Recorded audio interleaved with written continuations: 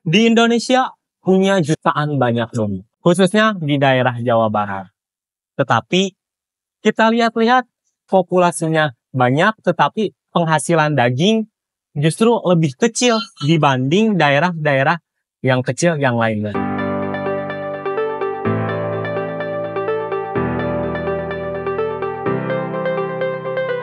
Assalamualaikum warahmatullahi wabarakatuh. Kembali lagi bersama kita di channel Pusat Domba. Channelnya sharing-sharing ilmu seputar peternakan, khususnya di domba yang ada di kanal Pusat Domba. Nah, di video kali ini kita akan membahas domba lagi. Sebelum dilanjut, bagaimana kabarnya sobat-sobat ternak semuanya? Mudah-mudahan makin dilancarkan rezekinya, makin sehat dan juga makin bisa mulai beternak domba. Karena kebetulan beternak domba itu insya Allah barokah dan juga menghasilkan untuk yang lebih sedikit. Di Indonesia punya jutaan banyak domba atau punya jutaan domba, khususnya di daerah Jawa Barat. Tetapi kita lihat-lihat populasinya banyak, tetapi penghasilan daging justru lebih kecil dibanding daerah-daerah yang kecil yang lainnya. Kok bisa? Kenapa demikian? Nah, di video kali ini kita akan membahas dan mengusut tuntas seputar perdombaan yang ada di daerah Jawa Barat ataupun daerah-daerah yang lainnya, itu juga kita akan usut tuntas. Sebelum dilanjut, jangan lupa like, komen, dan subscribe dan nyalakan lonceng notifikasinya agar tidak ketinggalan info seputar peternakan khususnya di domba yang ada di kanal. Banyak para peternak, khususnya peternak yang udah senior, yang pemula juga, mereka sudah bekerja keras untuk membangun sebuah peternak. Tetapi hasil daging yang dihasilkan justru lebih sedikit dibanding dengan peternak-peternak yang lainnya, dibanding dengan daerah-daerah terpencil yang lainnya. Kok bisa?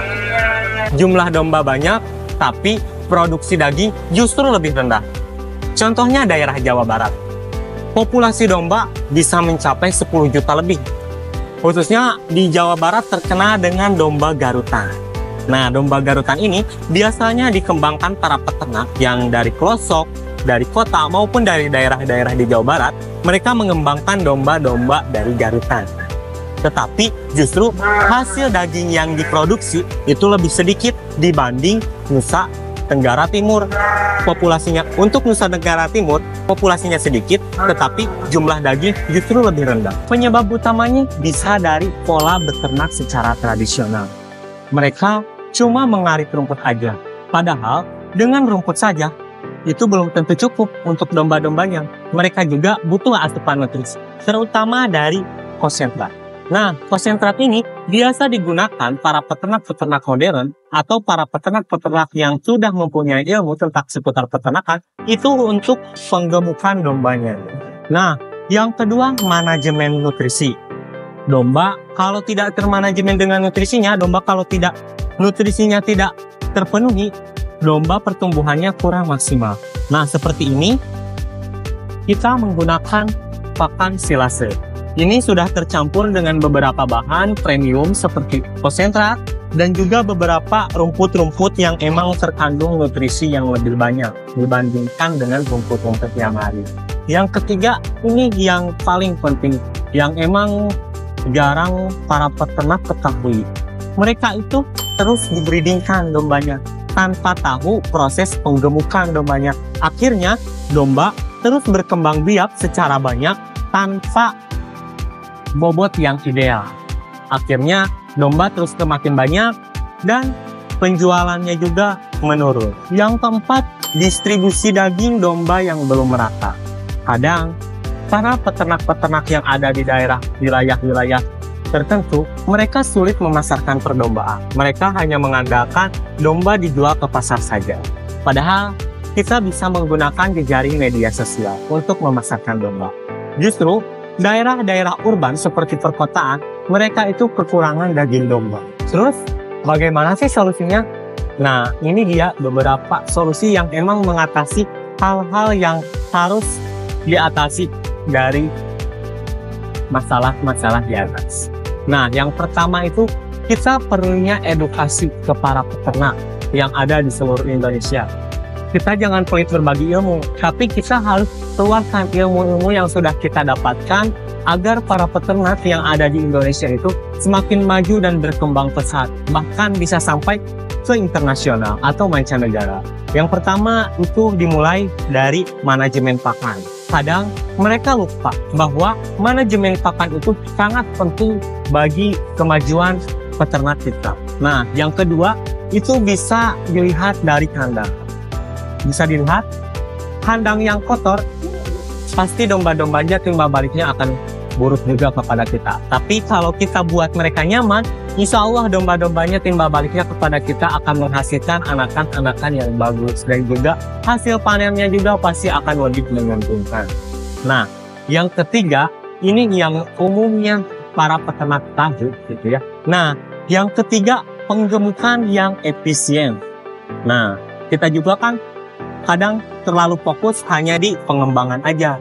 Perkembangbiakan dombanya aja tanpa tahu penggemukan untuk domba-domba yang kita hasilkan buat nanti dijual ke pasaran. Di pasar tradisional, pasar modern, maupun pasar di jejaring internasional. Ataupun bisa lewat media sosial. Solusi yang kedua, yaitu para peternak perlu bersatu. Membangun kelompok agar para suhu-suhu ataupun para peternak-peternak pemula, khususnya di domba ataupun di kambing ataupun di apa gitu, mereka semakin tahu ilmu yang dibekali para peternak-peternak yang udah emang senior. Mereka semakin tahu bahwa peternak domba itu akan menghasilkan untung yang lebih besar dibanding dengan kita hanya mengandalkan gaji dari PNS ataupun dari hal-hal yang lainnya. Mohon maaf, ini kita bukan menyudutkan atau bukan untuk apa. Untuk ini kita hanya membekali ilmu supaya kita mempunyai investasi di masa depan dengan mulai beternak domba dan sharing bersama-sama dengan kelompok yang emang sudah ditentukan ataupun kelompok-kelompok yang emang mereka mau bersatu untuk membangun peternakan Indonesia semakin maju dan berkembang pesat di mancanegara. Nah, jika para peternak dibekali ilmu dan juga pengelolaan sistem yang lebih efisien, mereka bakal tahu ke arah mana sih mereka bakal menjual dombanya. Dan juga mereka pasti akan lebih fokus untuk mengembangkan dombanya dan juga menggemukkan dombanya agar karkas yang dihasilkan itu yang tinggi. Agar juga urban ataupun daerah-daerah yang emang minim daging domba itu terpenuhi dengan pemasok dari domba-domba yang kita kembangkan. Dan juga kita rawat dan juga kita sayang. Populasi tinggi bukan jaminan kita sukses. Tapi ingat, sobat-sobat ternak semuanya, dengan kita sudah mulai dari manajemen pakan, manajemen kandang, dan juga manajemen dari semua peternakan domba, dan juga disertai dengan dibekali ilmunya, kita akan tahu nih, cara menjual domba ataupun cara memasarkan domba, nanti hasilnya ke arah mana sih? Nah, jangan lupa, kita itu harus terus belajar untuk mulai beternak domba. Kalau gini terus, Indonesia, perdombaan di Indonesia pasti akan tertinggal dari negara-negara yang lainnya. Jadi, ayo mulai dari sekarang ubah cara pola pikir kita untuk beternak domba agar menghasilkan hasil yang menguntungkan. Dan timbal balik mereka juga kepada kita akan lebih baik dan juga lebih bagus. Jangan lupa, kalau video ini bermanfaat, jangan lupa like, komen, dan subscribe, dan nyalakan lonceng notifikasinya agar kita tidak ketinggalan info seputar peternakan khususnya di domba yang ada di channel Pusat Tony. Dan juga ilmu-ilmu dan sharing-sharing juga yang ada di channel Pusat Tony. Nah, gak afdol kalau kita gak diakhiri dengan review harga. Nih sobat-sobat ternak semuanya, di kita diredikan dengan domba-domba cross Texel dan juga domba-domba garusan dan juga domba F1 Dorper dan juga F1 Awasi dengan harga yang tentunya lebih fantastis lagi dari harga-harga sebelumnya. Dan untuk harganya, untuk domba-dombanya ini termasuk domba-domba spek breeding dan untuk harganya di 110.000 per kilonya. Ada juga di kita yang kepalanya blackhead. Nah, itu banyak dicari para peternak-peternak yang ada di seluruh Indonesia. Ada kandangnya di sebelah sana. Itu ada dari domba F1 Awasi dengan bobotan 72 kilo, usianya baru 12 bulanan. Ada juga dari domba F1 Dorper, kepalanya yang blackhead dan juga bertani. Dan yang ketiga ada dari domba cross Texel dengan bobotan yang jumbo, yaitu bobotan di 60 kilo ke atas, tapi usianya masih 1 tahunan. Nah, barangkali ada yang minat, bisa langsung aja klik nomor WhatsApp ataupun klik link yang sudah kami sematkan di kolom deskripsi. Teman-teman, jangan lupa, kita menjual domba tidak angkat tangan saja teman-teman. Tapi, kita itu menjual domba, kita menerima konsultasi terlebih dahulu. Konsultasi dimulai dari kandang, pakan, kemudian hal-hal yang lainnya.